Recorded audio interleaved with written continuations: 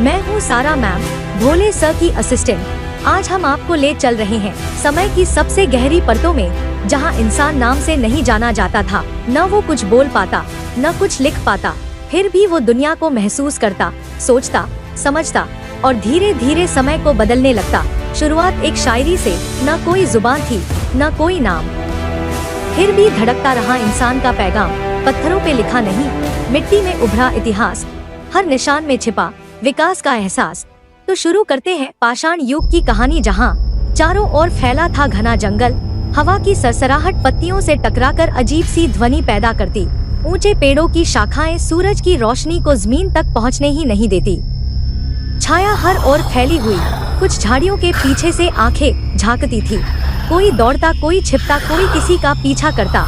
शेरों की दहाड़, भालुओं की गुर्राहट और चीतों की झपट, ये सब आम बातें थी। हर कोई अपनी जान की चिंता करता, पर इन सब से अलग था एक जीव, जो ना तो सबसे ताकतवर था, ना सबसे तेज। उसके पास ना नुकीले दांत, ना तेज पंजे, लेकिन उसकी आंखों में सवाल थे। उसकी चाल में खोज की बेचैनी थी। वो बार बार कुछ देखता, छूता, पलटता, पत्तियों को उलटता। वो मिट्टी को उंगली से कुरेदता और आसमान को बिना मतलब निहारता। उसके जैसे कुछ और भी थे, जो अकेले नहीं रहते, समूह में चलते, कभी किसी के पीछे भागते, कभी अचानक रुक जाते, फिर किसी दिशा में मुड़ जाते। उनके पास भाषा नहीं थी, मगर हर एक इशारा कुछ कहता था। कोई पेड़ की ओर देखकर चीखता, बाकी समझ जाते कि वहाँ कुछ खास है। धीरे धीरे ये जीव एक दूसरे को समझने लगे। हर हाव भाव, हर संकेत, हर आवाज का अर्थ बनने लगा। सर्द हवाओं से कांपते शरीर अब एक गुफा में इकट्ठा होने लगे।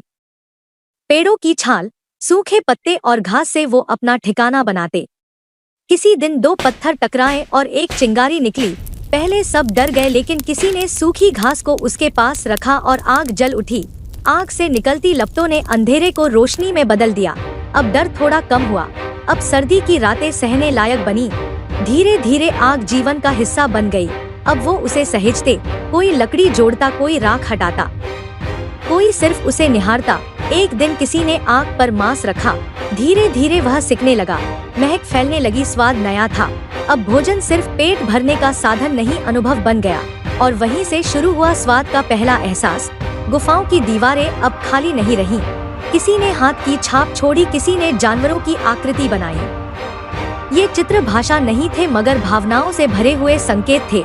हर रेखा में एक कथा थी, हर आकृति में एक अनुभव। वो अब महसूस कर रहे थे कि चीजें दोहराई जा सकती हैं।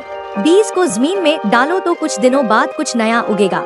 ये उनके लिए जादू था, लेकिन उन्होंने उसे फिर से दोहराया। बीज जमा किए, जगह चिन्हित की और धैर्य से इंतजार किया। फसल उगाई, अब उन्हें जंगल जाने की जरूरत कम हो गई। भोजन उनके पास आने लगा, मेहनत अब फल देने लगी। अब वो जानवरों को भी देखने लगे जो उनके पास बार बार आते। कुत्ते, बकरी, मुर्गी जैसे जीव अब सिर्फ शिकार नहीं, साथी बनते जा रहे थे। कभी कोई आग के पास बैठता, कभी कोई बच्चों को देखता। अब समूह में हर किसी की भूमिका थी, जिम्मेदारी थी। समझदारी बढ़ने लगी। किसी ने पानी ढोया, किसी ने बीज बोए, किसी ने आग संभाली, किसी ने गुफा की दीवारों पर आकृति उकेरी। धीरे धीरे आवाजें दोहराई जाने लगी। किसी बच्चे ने बार बार माँ जैसा कुछ कहा। बड़े उस आवाज को उस स्त्री से जोड़ने लगे जो उसे गोद में रखती। अब ध्वनि का अर्थ बन रहा था, अब शब्द जन्म लेने लगे। हर आवाज एक संकेत बनती जा रही थी। मनुष्य अब सिर्फ सोचता नहीं, बोलने की दिशा में भी बढ़ चला। उसके शब्द अब भावनाओं के साथ जुड़ रहे थे। उसने समय को समझना शुरू कर दिया, दिन और रात के फर्क को पहचाना। वो जानता था कि कौन सा समय खाने के लिए अच्छा है, कौन सा बीज बोने के लिए सही। अब उसे बीते कल की याद थी और आने वाले कल की चिंता। यही वह अंतर था जो उसे जानवरों से अलग करता। वो अब सिर्फ जीवन नहीं जी रहा, वो भविष्य बना रहा था। उसकी यात्रा अब शब्दों की ओर, नियमों की ओर और समाज की ओर थी। अब जब समाज बन चुका था, अब जब रिश्तों ने नियम बनाना शुरू कर दिया था, अब जब भाषा आकार लेने लगी थी, तो इंसान ने पहली बार एक स्थायी जगह पर रुकने का निर्णय लिया। वो अब जान गया था कि जहाँ पानी है, वहीं जीवन की गहराई है। इसलिए उसने नदियों के किनारे अपने घर बसाए। इसी नदी के किनारे सिंधु सभ्यता का जन्म हुआ, जहाँ आज भी इतिहास खुदाई में सांसें लेता है। वे सिर्फ मिट्टी के घर नहीं थे, वे सोच का पहला ठिकाना थे। वहीं पहली बार ईंटों को एक आकार में जोड़कर घर बनाए गए। हर गली सीधी चलती थी, हर मोड़ योजना से बना था। ये कोई आदिवासी झुंड नहीं, एक पूरी शहरी संस्कृति थी जिसे आज हम हड़प्पा और मोहनजोदड़ो के नाम से जानते हैं। वहाँ नालियों का जाल बिछा था, जिसकी योजना आज भी आधुनिक नगरों को सोचने पर मजबूर कर देती है।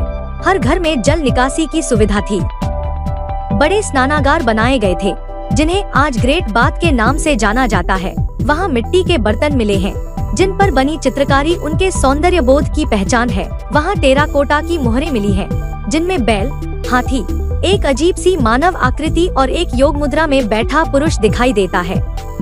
कुछ विद्वान उसे भगवान शिव के प्रारंभिक रूप के तौर पर भी देखते हैं। उनके पास लेखन था, एक लिपि जो आज भी पूरी तरह पढ़ी नहीं गई।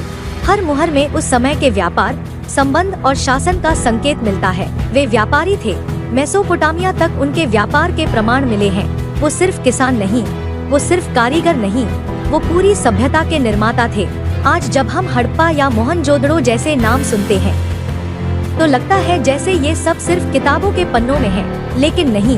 वो सभ्यता आज भी पाकिस्तान के सिंध क्षेत्र और भारत के पंजाब, हरियाणा और गुजरात की जमीन के नीचे सांस ले रही है। लोथल, धोलावीरा, कालीबंगा, ये सब उस काल की शाखाएं हैं जिन्होंने भारत की जड़ों को एक पहचान दी। अगर आप लोथल जाएं, तो आपको वहाँ का प्राचीन डॉकयार्ड आज भी दिखेगा।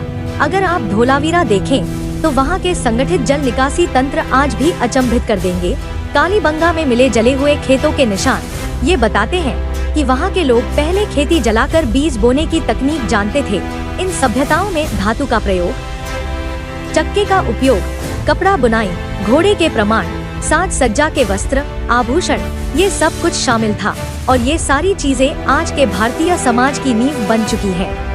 आज भी जब कोई बच्चा हाथों में चाकू पकड़ना सीखता है, जब कोई स्त्री कानों में झुमके पहनती है या कोई किसान बैलगाड़ी में बैठकर खेत की ओर बढ़ता है, तो कहीं ना कहीं हजारों साल पुरानी वही सभ्यता सांस ले रही होती है जिसने इन परंपराओं की नींव रखी थी। हम जिन सड़कों पर चलते हैं वहाँ कभी कच्ची मिट्टी की गलियाँ थीं। हम जिन मोहरों को संग्रहालय में देखते हैं वो किसी माँ के हाथ में सुरक्षा का चिन्ह थी। सभ्यता मिट्टी नहीं, वो रूप बदलती है। वो हमारी आदतों, हमारे त्योहारों, हमारी स्मृतियों में जीवित रहती है। जो सभ्यता राख बन गई, उसकी गर्मी अब भी दिलों में है। जो इमारतें जमीन में दबी रहीं, उनकी छाया अब भी सिरों पर है। इतिहास का मतलब बीता हुआ कल नहीं, इतिहास वो बीज है जो हर वर्तमान में हरियाली देता है। मैं हूँ सारा मैम, भोले सर की असिस्टेंट। आप सुन रहे थे गेट स्टोरी, जहाँ हर पल हम आपको ले जाते हैं बीते वक्त के उस मोड़ पर जहाँ इंसान सिर्फ जिया नहीं बल्कि इतिहास बन गया। कल मिलते हैं एक नई कहानी के साथ, एक नई सभ्यता की धड़कन लेकर। धन्यवाद।